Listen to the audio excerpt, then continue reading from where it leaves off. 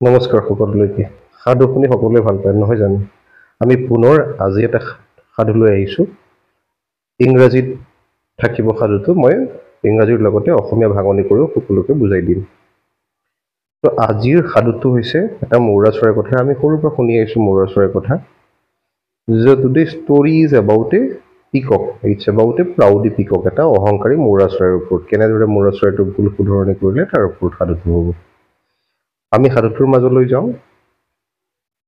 The Proudy Peacock. Once in a lush forest there lived a proud peacock namely Prudy. এসময়ত Las forest মানে ঘন জংঘল গছ গছনিৰে ভৰি থকা এখন জংঘল এখন ফৰেষ্ট এখন জংঘল য'ত এটা অহংকাৰী মৌৰা চৰাইয়ে বাস কৰিছিল যাৰ নাম আছিল প্ৰুডি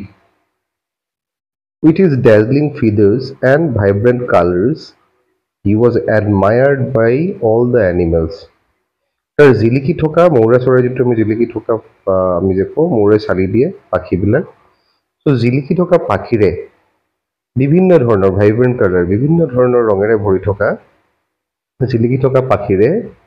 হি was admired by all the animals তাক সকলোৱে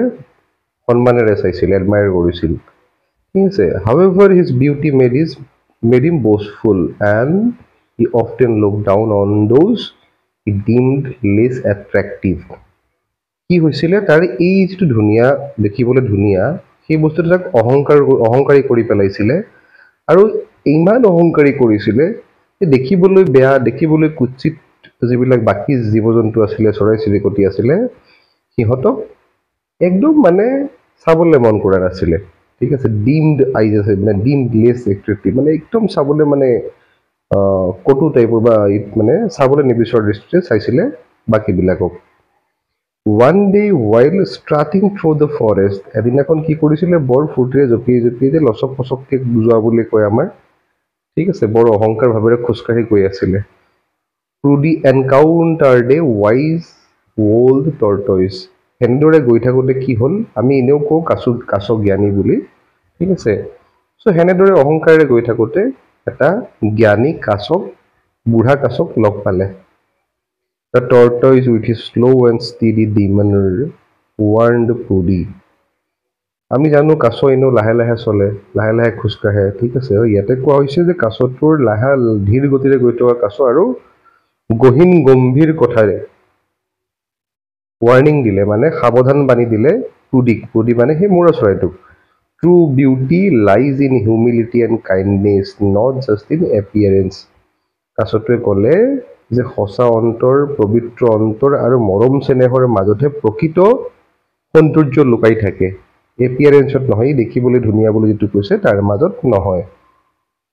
Ignoring the tortoise words, Prudy continued to flaunt his feathers. পাত্তা দিয়া নাই মানে কিবা এটা যে বুঢ়া মানে জ্ঞানী কাছটোৱে কৈ আছে তাক অৱহেলা কৰিছে আওকাণ কৰি পেলাই কি কৰিছে পাখিখিনি মিলি পেলাই আকৌ চালিটো ধৰি পেলাই মানে অহংকাৰ কৰি দেখালে refusing to acknowledge the other animals বাকীবিলাক জীৱ-জন্তুক গ্ৰহণে কৰিব বিচৰা নাছিলে মানে বন্ধু বুলি মানিব পৰা নাছিলে বা একেলগে থাকিবলৈ বিচৰা নাছিলে But soon a storm swept through the forest damaging the trees and sending smaller animals scurrying for shelter কি হৈছিলে এনেতে কি হৈছিলে বিৰাট বতাহ ধুমুহা আহিছিলে আৰু গছ বন সৰু সৰু যিবিলাক জীৱ-জন্তু সবকে ইফালে সিফালে চেদেলি বিদলি কৰি পেলাইছিলে উৰাই পেলাইছিলে সবকে while the other creatures banded together to help each other যেতিয়া সকলোবিলাক জীৱ-জন্তুৱে ইটোৱে সিটোক হেল্প কৰিবলৈ মানে সহায় কৰিবলৈ গুড বানিছিলে ইটোৱে সিটো সহায় কৰিছে সিটোৱে সিটো বিপদত যিহেতু পৰিছে একেলগে থকা জীৱ-জন্তু গতিকে ইটোৱে সিটোক সহায় কৰিছে ঠিক আছে এট দ্যাট টাইম কি হ'ল প্ৰুডি যিটো আমাৰ মৌৰা চৰাই আছিলে যিহেতু আমি আগৰ পৰাই কৈছে মৌৰা চৰাইটো বিৰাট অহংকাৰী আছিলে কি হৈ গ'ল অহংকাৰী যেটো হয় বাকিবিলাকে বেয়া পায় সেইকাৰণে কি হৈ গ'ল প্ৰুডি অকলশৰীয়া হৈ গ'ল তাৰ অহংকাৰ থাকিল লগত সি অকলশৰীয়া হৈ গ'ল struggle to find safety given কি হ'ল নিজৰ সুৰক্ষাৰ কাৰণেও তাক সহায় কৰিবলৈ কোনো নাইকিয়া হৈ গ'ল সি অকলে নিজক সহায় কৰিবলৈ নিজক বচাবলৈ ৰাস্তা বিচাৰিবলগীয়া হৈছিল He realized that his vanity had cost him friendship and support. সি অনুভৱ কৰিছিলে, পস্তাইছিলে, বা আমি কওঁ যে পস্তাবা কৰিছিলে, অনুভৱ কৰিছিলে যে তাৰ অহংকাৰে, তাৰ যে এই যিটো আত্মগৌৰৱ, সেইটোৰে কি কৰিলে, বন্ধুত্ব আৰু সহায়বিলাক নাইকিয়া কৰি পেলালে। ঠিক আছে, যিহেতু আমিও জানো যে আমি অহংকাৰী মানুহ দেখিলে আমি লগত থাকিবলৈ বেয়া পাওঁ, কথা পাতিবলৈ বেয়া পাওঁ, নহয় জানো? আৰু অহংকাৰী হ'লে কি হয়, সকলোৱে নিজৰ সকলোৱে লগবিলাক এৰি দিয়ে। ঠিক আছে, অহংকাৰ কৰিলে বাকীবিলাকে, লগত থকা মানুহবিলাকে লগটো এৰি দিয়ে, যিটো কাৰণে অহংকাৰী মানুহজন সদায় অকলশৰীয়া হ'বলগীয়া হয়। তো এই গোটেই সাধুটোৰ পৰা আমি কি বুজিলো? Prudhi learned to appreciate not just his beauty but the importance of kindness and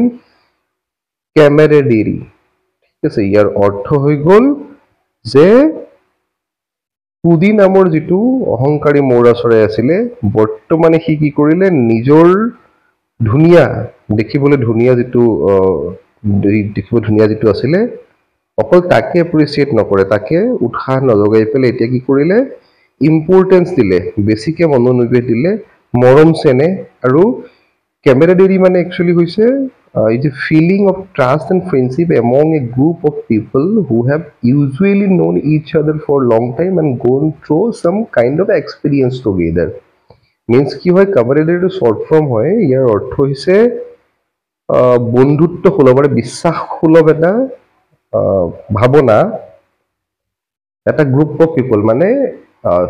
একেলগে থকা মানুহৰ বা যিকোনো সমষ্টিৰ, জীৱ সমষ্টিৰ একেলগে থকা, ইজনে সিজনক জনা, এটা সমষ্টিৰ মাজত থকা বিশ্বাস আৰু বন্ধুত্বৰ যিটো মানে বন্ধুত্বৰ বান্ধোন থাকে না, সেই বান্ধোনটো, আৰু হয়তো এনেকুৱা হ'ব পাৰে একেলগে আগতে কাম কৰিছে, কিবা এটা একেলগে এক্সপিৰিয়েঞ্চ গেইন কৰিছে, তেনেকুৱা এটা